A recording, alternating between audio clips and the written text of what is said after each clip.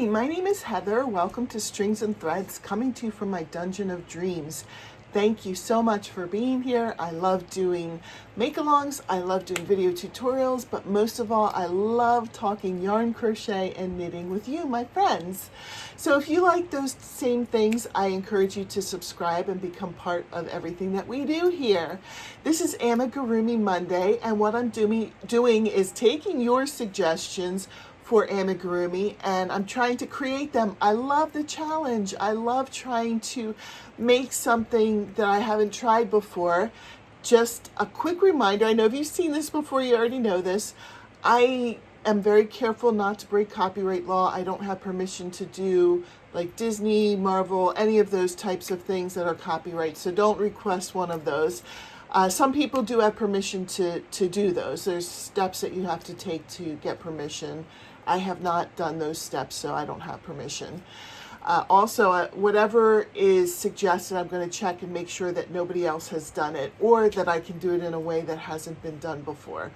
So what I'm working on right now is a suggestion by Mrs. C's Cottage. What she had suggested was a back-to-school bunny. And since I missed back to school, I decided to make a bunny who's dressed up as a witch for Halloween.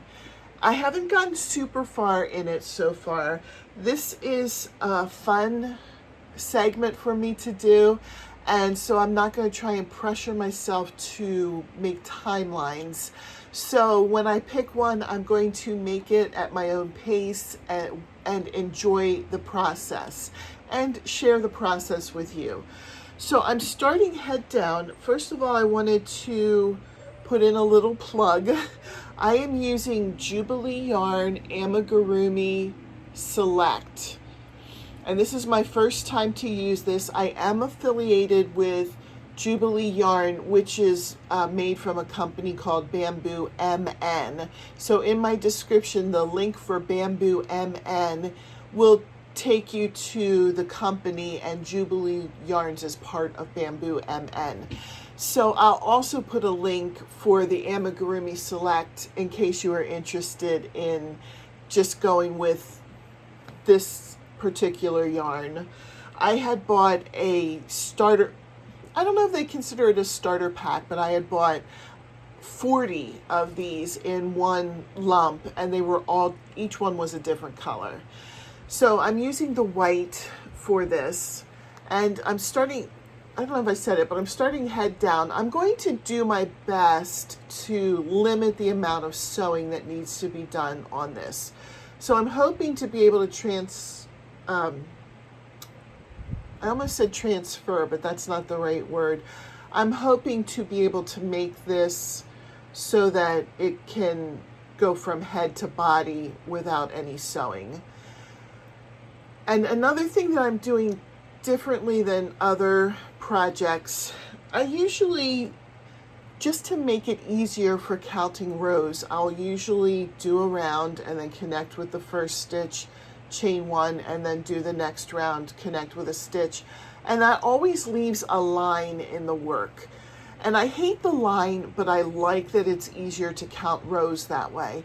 But I decided that from now on, I think for my amigurumi, to avoid getting that line, because that line does look kind of weird, I'm going to just do continuous rows, but I'm using a stitch marker to know where the round ends, just so that I still have a sense of how many rounds I've done.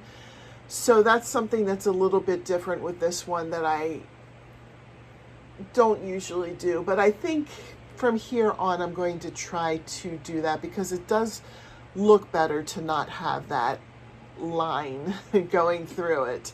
So it's just, and I put it in the directions. Each time you get to the first stitch marker, you take it out and then put it into the next, the first stitch of the next round. And you just continue doing that so that you know where your rounds start and end.